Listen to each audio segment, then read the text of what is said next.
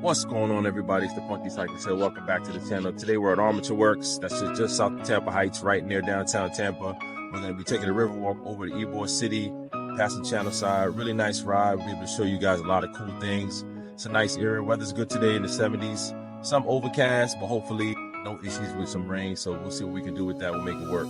See you guys soon.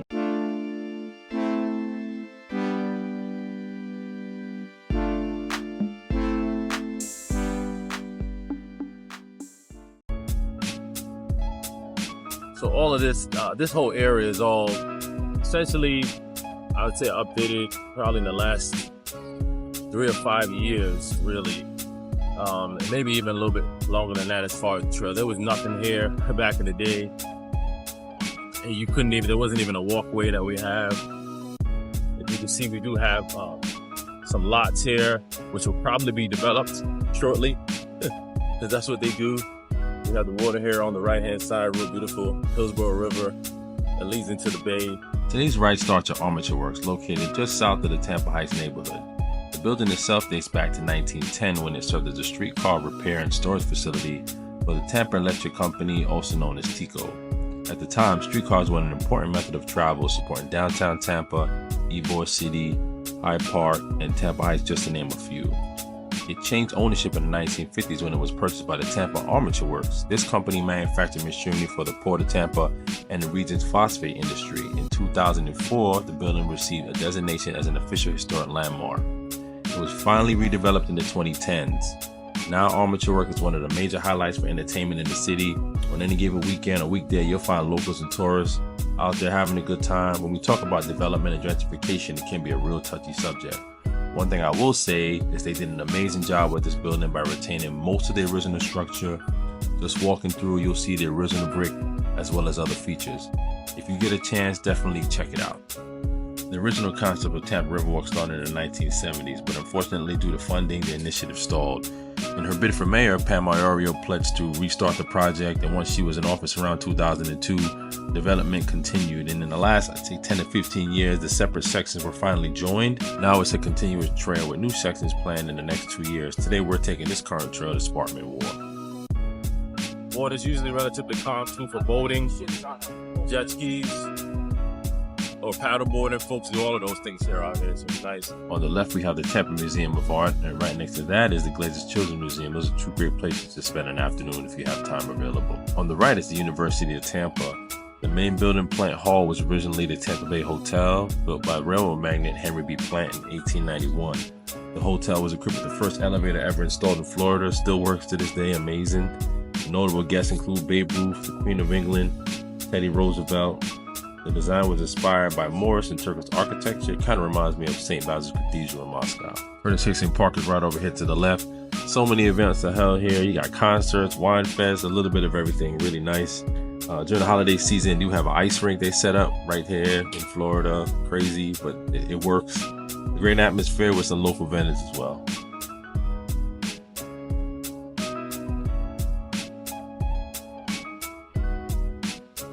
Straight ahead, we have a new development called the Pendry. It's going to be mixed use from between a hotel and condo units. Almost 40 stories and a little over 200 units on both sides, hotels and condos. So that's going to be a hotspot once it opens. Right now, it's March 2024, so this should be expected to open in 2026. So then we have Harbourisland, some of the hotels and restaurants. And we also have Davis Island here with Tampa General Hospital. And then that way looking south, that's South Tampa. And here we have the Tampa Convention Center, which always have countless events. There's always something in the week, during the weekend sometimes. Tampa Convention Center, the boat show, the auto show, everything you can think of. And right behind me, we passed it, but they have a staircase. A lot of folks get this. If you're looking for like a stair workout, they'll do that. You can run over here. But it's nice, it's just open to the public, so it's a public area. And just coming up here on the left, you can also catch a ferry to St. Petersburg. I love that. I have to do that one day. Really neat. And the booth, they have the times. That'd be an adventure. You just gotta find space to park your car, or you can Uber here. Hop on the Cross Bay Ferry. So we'll chill and relax, take the ferry over to St. Pete. Special Operations Forces Week convention is also held here. They have really awesome demonstrations with helicopters and boats. If you're ever in town, definitely something to check out. Got a water taxi here. You could also rent all types of small boats, paddleboards, everything, a little bit of everything. Kayaks as well here on the left, and then they have the water taxi. And then there's also different, there's a pirate ship, there's everything you can think of. It's really cool. But here we have more condos on Harbor Island, absolutely gorgeous.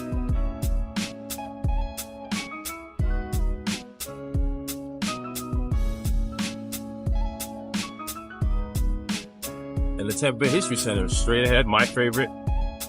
Probably just get a part-time job there. Oh my goodness. I don't have not enough time in the world. When I retire though, probably where I'll be giving tours. The Columbia Cafe, the original cafe at Ybor, we're gonna see that today, but this is one that they have here at the History Center. It's really cool. Welcome to Tampa. Here we have Sparkman Wharf as part of a larger redevelopment of what we call now Water Street. Certainly family-friendly, open concept, food vendors, musicians, the whole deal real nice. The old Chandlerside complex used to have a movie theater, nightclubs, some restaurants. At some point, the complex experienced a financial hardship, and then it was bought out. Tampa Bay Lightning owner Jeff Vinnick, along with Bill Gates, I believe they were involved as well. Vinnick had already owned land. He was buying up parcels all around the arena. It was more than likely part of, I guess, a long-term plan. It was mind-blowing to see it change from industrial to a whole bustling community. Not too far down the road, we have the Port of Tampa, Tampaaquarium, and then my personal favorite, the cruise terminal. For me, I just love seeing the cruise ships dock, depart. Usually, if you can catch them in the early evenings or sometimes early mornings coming back, depending on where you are. Harbor Island, just another layer of activity and things that are going on in the city. It's pretty dope. And now we're traveling on 12th Street. I've always loved this area. It used to be a lot of empty lots, industrial buildings, warehouses, but now it's all changed. We got condos, multi-purpose living, really nice. So many amenities in this particular area. We got gyms, restaurant, bars. If I had to choose, if I could live downtown, this is more than likely where I would move.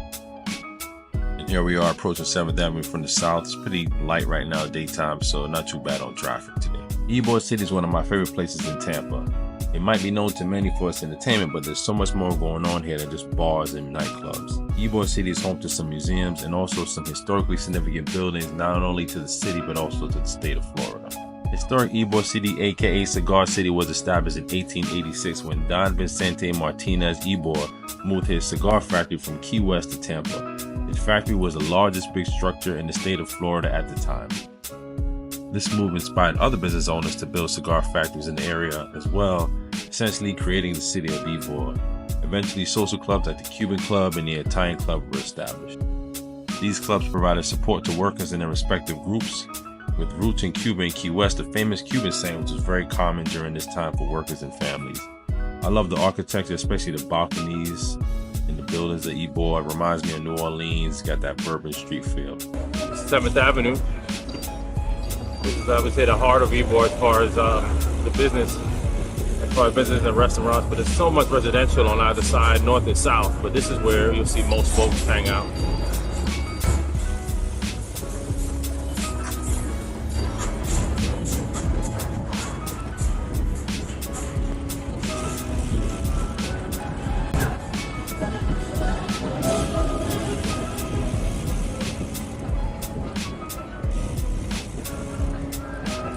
The weather's been great.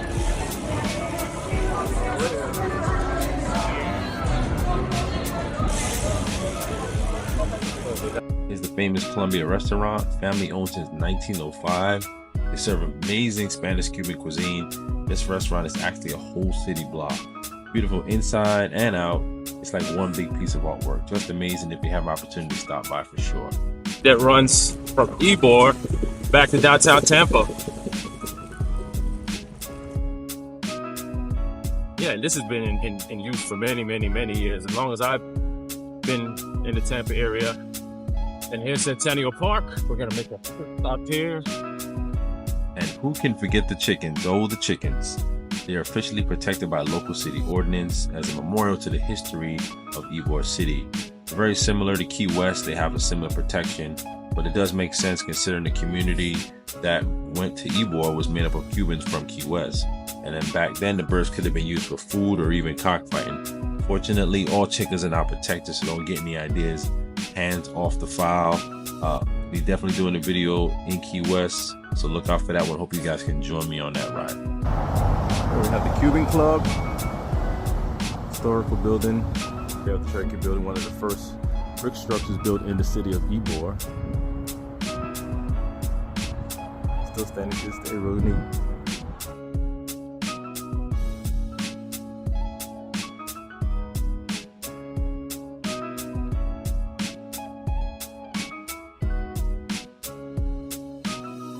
Here's just some quick bonus footage. I had to make a quick stop over to Harbor Island, one of my favorite locations in the area. It just provides such a great view of downtown Tampa, the arena, some of the nice hotels.